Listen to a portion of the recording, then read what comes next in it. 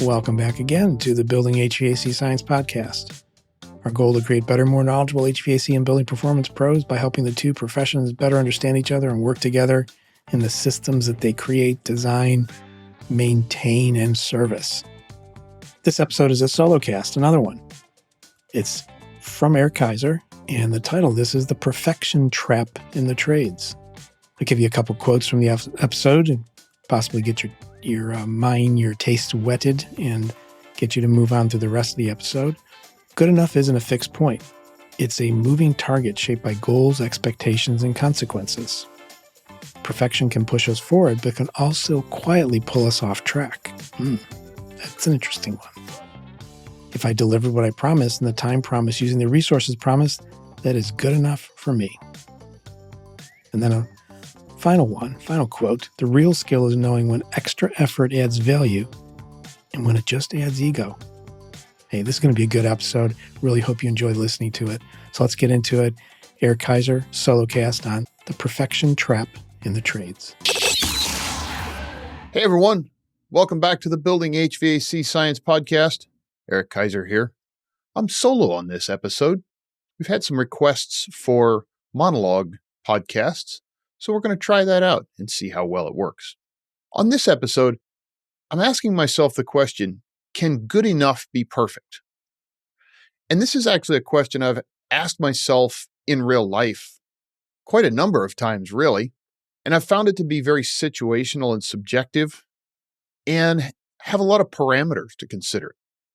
One of the big things is when we consider this, that perfectionism runs deep for many of us, especially in the trades. I've met a lot of people in the trades that are or have perfectionist tendencies, and it's a high level of perfectionism many times. Now, this perfectionism can be a help or a hindrance sometimes because it drives us to be better than ourselves all the time, and sometimes better than those around us as we perceive what better is and what perfection is. Now, if you spend much time in online forums, you're probably going to realize that perfection is not the same for everyone, much like good enough is not the same for everyone. And I'm going to answer the question that I asked right now at the beginning, and that is, I think good enough can be perfect with some caveats. We're going to get into those in a little bit. So keep listening along if you want to learn more. I want to take you to a quote from Dan Holohan's Dead Men Steam School. Now, this quote is one of my favorite quotes about good enough, and it layers in a little bit of perfectionism as well. The quote is, 100 years from now, they will gaze upon my work and marvel at my skills, but never know my name. And that will be good enough for me. I love that quote for many, many reasons. It speaks to me, and it speaks to my perfectionist side, which I do struggle with from time to time. But it also says, hey, this is good enough. Now, that's a pretty high level of good enough. First off, whatever you're doing is going to have to be around in 100 years. It's going to have to last 100 years. And in 100 years or more, somebody is going to have to see what you did. They're going to have to look at what you did, and they're going to have to marvel at it. So you've got to have a pretty high level of skills for someone to marvel at whatever you're doing in 100 years. And probably not knowing my name or knowing your name, whoever it is, that's probably a pretty good chance because sometimes we don't necessarily sign our work. But all of that would be good enough for me. This can also get us into trouble because if we approach every situation that way, we're going to be working at a pretty high level and that might not meet the goals.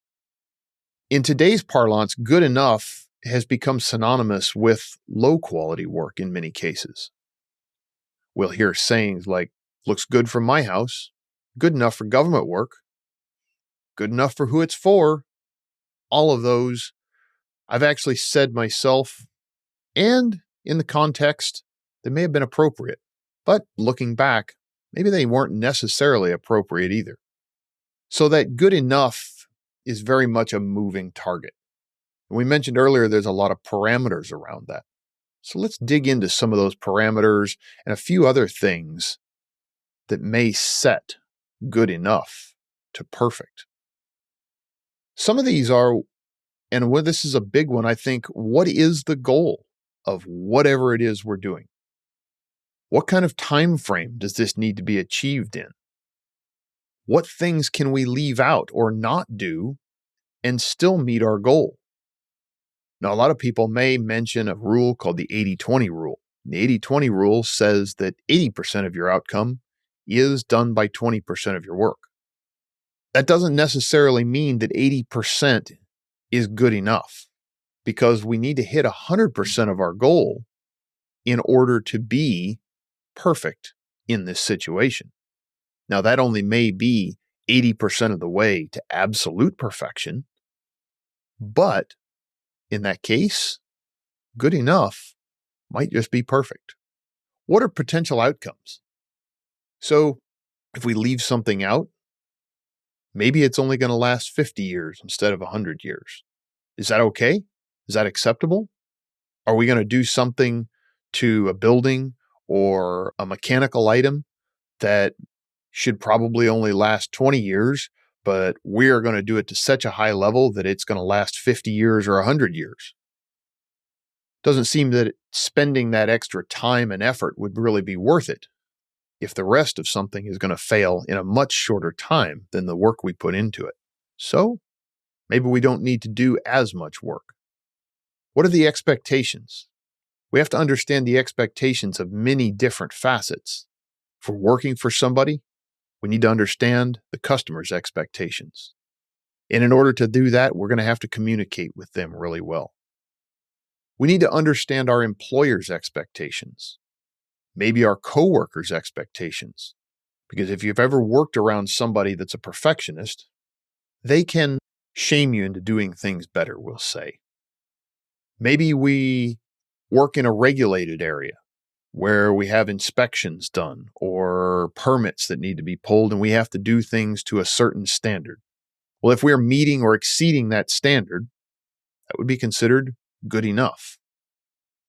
And you also have to consider yourself. Now, this is perhaps one of the most important factors to me, and I think to a lot of people out there, because as someone who strives for perfection a lot, I'm very hard on myself. I can be probably harder on myself than anybody else is because I really want that perfection. And I've had to learn how to scale that back over the years. Sometimes I still get stuck in that searching for absolute perfection. But we have to answer to ourselves. And I'll use an example of, we'll say, working on a fuel-fired appliance like a gas furnace or a gas boiler that's in a building or a house. My level of perfection says that I have to do a combustion analysis on that. And I have to do that because of knowledge, because of things I've learned over my career. And not everybody has that same level of knowledge or the tools necessary to do it. Does that mean they shouldn't do it? Really, that depends on their level of comfort. But my level of comfort says that I need to do a combustion analysis. And to me, something is not going to be perfect until I do a combustion analysis if I have to work on a fuel-fired appliance. So that is a really great example, I think, of differing levels of perfectionism. Some people are going to walk up and set the gas pressure. Some people are going to look at it and say, hey, that flame's blue. It's burning great. That is good enough for me. And we can all have those different levels, and we can all accept that we're all different. And each one of us has a different level of good enough. So provided that when I go into a situation that I set the expectations well, and I set up a lot of the parameters that we discussed earlier, and when I'm done, I ask myself 3 questions. Did I deliver what was promised? Was it done in the time frame promised? And was it done using the resources promised? Now, those promises could be to a customer, to a coworker, maybe to a spouse, maybe to myself.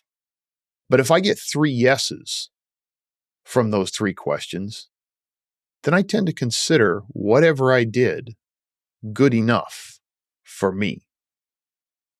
Now, hopefully, this episode has sparked some thought in you about what might be good enough for you and what's good enough for those around you. May this episode be perfectly good enough for everyone. See you on the next one.